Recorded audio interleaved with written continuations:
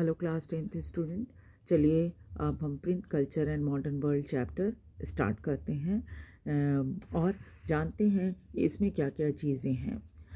It is difficult for us to imagine a world without printed matter. आज की बात अगर की जाए तो आप कल्पना भी नहीं कर सकते कि बिना प्रिंटिंग के आप रहो। We find evidences of print everywhere around us. हर तरफ हमें प्रिंट दिखाई देती है। इन बुक्स, किताबों में दिखाई देती है, जर्नल्स में दिखाई देती है, न्यूज़पेपर में दिखाई देती है, किसी भी फेमस पेंटिंग के प्रिंट आपको मिल जाएंगे। Also in everyday things like, और रोज़मर्रा की ज़िंदगी में भी, जैसे थिएटर प्रोग्राम होते हैं, ऑफिशियल सर्कुलर होता है, कैलेंडर होता है, डायरी होती है, एडवर्टीज़मेंट होता है, सिनेमा पोस्टर होते हैं हर स्ट्रीट कॉर्नर में। ये सब क्या है? प्रिंट के उदाहरण हैं। हर जगह ये हमें दिखाई देते हैं। We read printed literature. आपकी बुक जो होती छपी हुई रहती है, चाहे वो साहित्य हो या कोई भी किताब हो। सी प्रिंटेड इमेजेस, हम प्रिंटेड इमेजेस देखते हैं। Follow the news through newspaper. Newspaper में जो कुछ भी छपता है उसको हम पढ़ते हैं, उससे हमें क्या होता है? जानकारी मिलती है। Track public debate that appear in print. और जो छपी हुई किताबों में बहस या जो वाद विवाद होता है उसको भी हम पढ़ते हैं। We take for granted the world of print. इसलिए क्या होता है, हमें कोई बहुत ज़्यादा अनोखा नहीं लगता, क्योंकि हमने शुरू से ही प्रिंट देखी है। Often forgot that there was a time before print. हम ये चीज़ भी भूल जाते हैं कि कभी एक समय ऐसा भी था जब प्रिंट था ही नहीं। We may not realise that print itself has a history. इसलिए हमें कभी लगता ही नहीं है कि प्रिंट का भी कोई इतिहास रहता होगा, which in fact shaped our contemporary world, जिसने हमारे आज के जीवन को बदल डाला है। What is this history? इसका इतिहास क्या है? When did printed literature began to circulate? कब छपी हुई साहित्य जो है वो लोगों के बीच आने लगी? How has it help create the modern world? और आज के आधुनिक समय को बनाने में प्रिंट का क्या रोल है? In this chapter we will look at the development of print. हम इस चैप्टर में प्रिंट कैसे डेवलप हुआ उसके बारे में पढ़ेंगे। From its beginning in East Asia, कैसे ये ईस्ट एशिया में शुरू हुआ, and its to expansion in Europe and India, फिर धीरे धीरे करके कैसे यूरोप और फिर भारत में पहुंच गया। We will understand the impact and spread of technology. हम इस बात को भी समझेंगे कि कैसे टेक्नोलॉजी ने इसे का असर इसके ऊपर पड़ा है। कंसिडर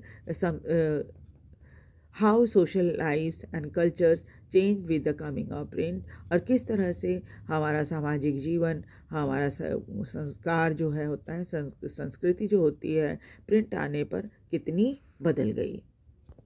अब हम देखेंगे द फर्स्ट प्रिंटेड बुक कब, कहाँ शुरू हुई, कहाँ आई सबसे पहले। The earliest kind of print technology was developed in China, Japan and Korea. सबसे पहले जो छपाई शुरू हुई थी, प्रिंट टेक्नोलॉजी जो है वो चाइना, जापान और कोरिया में हुई। This was the system of hand printing. उस समय तब हाथ से छपाई की जाती थी। फ्रॉम AD 594 ऑनवर्ड, AD 594 के बाद book in China were printed by rubbing paper.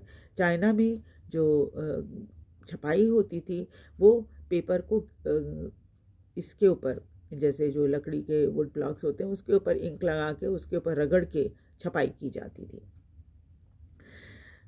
Also invented there, ये भी चाइना में ही इन्वेंट हुआ था। As both sides of the thin porous sheet could not be printed. अब चूंकि इंक का अगर गाढ़ा लगा रहता है, ज़्यादा लगा रहता है एक पेज में, तो दूसरा साइड भी उसका ख़राब हो जाता है। तो इसलिए क्या था, उस समय जो बुक छपती थी या किताबें जो छपती थी वो उस पर एक साइड में ही प्रिंट किया जाता था। The traditional Chinese accordion book was folded. जो अकॉर्डियन बुक थी चाइना की पारंपरिक, उसको आप फोल्ड कर सकते थे, स्टिच एट द साइड, और किनारे में उसे सिला भी जाता था। Superbly skilled craftsman could duplicate. जो बहुत अच्छा सुंदर हैंड राइटिंग लिखने वाले व्यक्ति होते थे वो उसकी कॉपी या डुप्लीकेट बनाया करते थे। विथ रिमार्केबल एक्यूरेसी, बिल्कुल हूबहू उसकी नकल उतारी जाती थी। ब्यूटी ऑफ कैलीग्राफी, और हैंड राइटिंग जो होती है खूबसूरत हैंडराइटिंग को कैलीग्राफी कहा जाता है। तो बिल्कुल कैलीग्राफर्स होते थे जो इसकी कॉपी बनाया करते थे खूबसूरत हैंडराइटिंग में। The imperial state of China was for long time the major producer of printed material. जो इम्पीरियल स्टेट था चाइना का, वही काफ़ी लंबे समय तक चाइना में प्रिंटिंग का काम करवाया करता था। China possessed a huge bureaucratic system. China में प्रशासन के में काम करने वाले बहुत बड़ी संख्या में लोग थे, which recruited its personnel through civil services exam. और ये अपने यहाँ काम करने वाले कर्मचारियों का चुनाव सिविल सर्विसेज एग्ज़ाम की मदद से किया करते थे। Text book for the examination were printed in vast number under the sponsorship of imperial state. और इम्पीरियल स्टेट जो है वो क्या करता था, अपनी स्पॉन्सरशिप में एग्ज़ाम कंडक्ट करवाता था और इसके लिए टेक्स्ट बुक छपवाता था। From the 16th century the number of examination candidate went up। फिर 16वीं शताब्दी आते आते इसमें जो सिविल सर्विसेज एग्ज़ाम था उसमें अपीयर होने वाले कैंडिडेट्स की संख्या बहुत बढ़ गई थी। And increase the volume of print. और इसके कारण क्या हुआ था, प्रिंटिंग भी और बढ़ा दिया गया था। By the 17th century as the urban culture bloomed in China. फिर 17वीं शताब्दी आते आते चाइना में शहरीकरण होने लगा, एक शहरी कल्चर बन गया। The use of print diversified. Print भी कई तरीके से आने लगा। Print was no longer use just by scholar official merchant. ऐसा नहीं था उस समय कि प्रिंट जो था वो सिर्फ स्कॉलर ऑफिशियल्स या मर्चेंट के हाथ में था। Use print in the everyday life. ये लोग रोज़मर्रा की ज़िंदगी में प्रिंटिंग का इस्तेमाल करते थे as they collect trade information, क्योंकि व्यापारियों को व्यापार से संबंधित इंफॉर्मेशन इकट्ठा करनी होती थी। Reading increasingly became leisure activity. पढ़ना जो था, अब लोग क्या करते थे, खाली समय में बैठकर पढ़ाई किया करते थे। एंड ऑटोबायोग्राफी, और क्या क्या चीज़ें पढ़ते थे उसमें क्या था, the new readership preferred fictional narrative. ये जो नए पढ़ने वाले लोग आए थे, जो लीजर एक्टिविटी जिनकी थी पढ़ना किताबें पढ़ना, वो क्या क्या चीज़ें पढ़ते थे, वो फिक्शनल नैरेटिव कहानियाँ पढ़ते थे, काल्पनिक कहानियाँ, कविताएँ पढ़ते थे, ऑटोबायोग्राफी पढ़ते थे, anthology of literary master pieces. Anthology कहते हैं कई बड़े बड़े राइटर्स की कहानियों का संग्रह जो होता है उसको एंथोलॉजी कहते हैं, तो वो पढ़ते थे। रोमांटिक प्लेस पढ़ा करते थे। Rich women began to read. अब अमीर महिलाएं भी पढ़ने लगी थीं।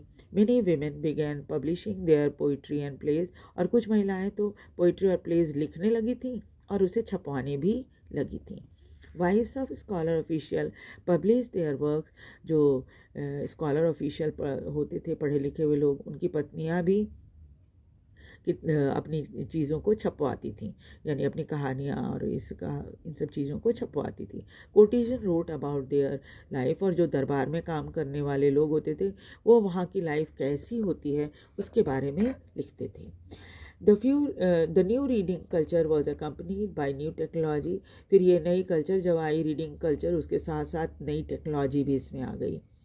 Western printing technique and mechanical presses were imported in the late 19th century as the Western power established their outpost in China। और इस तरह से क्या हुआ, धीरे धीरे करके जो टेक्नोलॉजी थी, वेस्टर्न प्रिंटिंग टेक्नोलॉजी और मैकेनिकल प्रेस जो थी, वो धीरे धीरे करके लेट 19th सेंचुरी आते आते वेस्टर्न यानी यूरोप में भी पहुंच गए थे। और क्योंकि यूरोपियन लोग जो थे वो चाइना में आए थे और चाइना में घूमकर उन्होंने इन सभी टेक्नोलॉजी को सीख लिया। Shanghai became hub of new print culture. और चाइना में संघाई जो है वो प्रिंट कल्चर का सेंटर बन गया था। Catering to the western style school.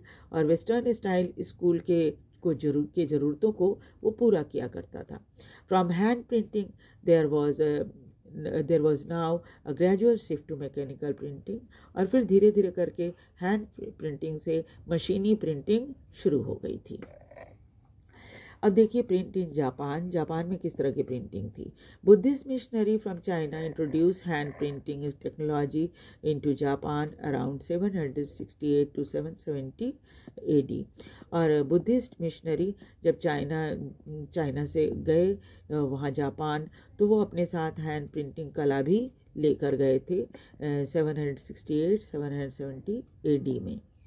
The older Japanese book, printed in 868 in the Buddhist, is the Buddhist Diamond Sutra. और पहली जो सबसे पुरानी जापानीज बुक है जिसकी प्रिंटिंग 868 AD में हुई थी, वो था बुद्धिस्ट डायमंड सूत्र, कंटेनिंग 6 शीट ऑफ टेक्स्ट। इसमें 6 पेज की ये किताब थी। जो डायमंड सूत्र था वो वुडन इलस्ट्रेशन, और उस पर खूबसूरत इलस्ट्रेशन वुडकट का किया हुआ था।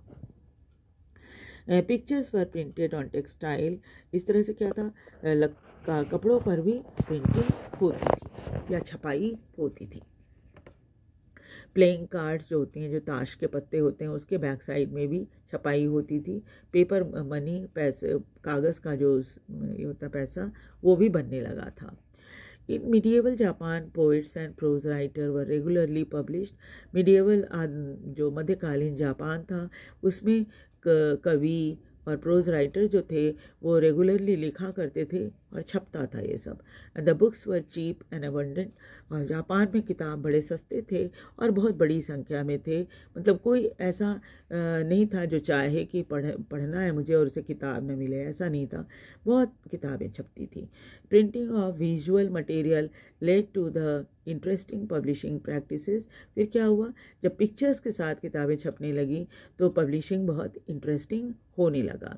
इन the late 18th century, in the flourishing urban circle at Edo, later to be known as Tokyo, शुरू में लेट 18th सेंचुरी में जब शहरीकरण बहुत तेज़ी से हो रहा था और ईडो, जिसको आज हम टोक्यो के नाम से जापान जानते हैं, जो कि जापान की राजधानी है, उस समय से ईडो कहा जाता था। तो यहाँ पर शहरीकरण बहुत तेज़ी से हो रहा था। इलस्ट्रेटेड कलेक्शन ऑफ पेंटिंग, और ये क्या करती थी, पेंटिंग का कलेक्शन छपवाते थे। Depicted an elegant urban culture, और इन पेंटिंग में क्या होता था, शहर का जो खूबसूरत कल्चर है वो दिखाया जाता था। Involving artist, courtesans and tea house gathering. और इसमें बहुत सारी चीज़ें होती थी, जैसे आर्टिस्ट जो लोग जो हैं वो दरबार कैसा होता था, टी हाउस गैदरिंग। आपको पता ही है ना कि चाय की जो चाय पीने की जो कला है वो जापान में बिल्कुल अलग है ना। तो वैसे में क्या था, ये सब चीज़ें उसमें छपाई में दिखाई जाती थी। Libraries and book stores were packed with hand printed material of various type. वहाँ लाइब्रेरी भी हुआ करती थी, बुक स्टोर में भी किताबें जो थी हाथ से छपी हुई बनी हुई बहुत सारी किताबें होती थी। ये बुक जो थी अलग अलग सब्जेक्ट्स पर होती थी, जैसे महिलाओं पर होती थी, म्यूज़िकल इंस्ट्रूमेंट के ऊपर होती थी, कैलकुलेशंस के ऊपर होती थी, टी सेरेमनी जो कि जापान में बहुत ही पॉपुलर है उस पर हुआ करती थी, फ्लावर अरेंजमेंट, जापान में ख़ास किस्म का फ्लावर अरेंजमेंट किया जाता है, उसके ऊपर किताबें होती थी। प्रॉपर एटिकेट, आपका व्यवहार कैसा होना चाहिए, इसके ऊपर खाना कैसे बनता है, और फेमस प्लेसेस और नई नई जगहों के या प्रसिद्ध जगहों के बारे में भी उसमें छपा करता था। तो आगे हम लोग जो नेक्स्ट पार्ट है उसको कल पढ़ेंगे। और आप को ये वीडियो कैसा लग रहा है, आप इसे ध्यान से सुनिए और सुनकर समझिए, पढ़िए, सुनिए, समझिए, और फिर जो इम्पॉर्टेंट पॉइंट्स हैं उसको नोट डाउन भी करके रखिए ताकि आपको चैप्टर ज़्यादा अच्छे से समझ में आए। वीडियो को लाइक और सब्सक्राइब भी ज़रूर कीजिए।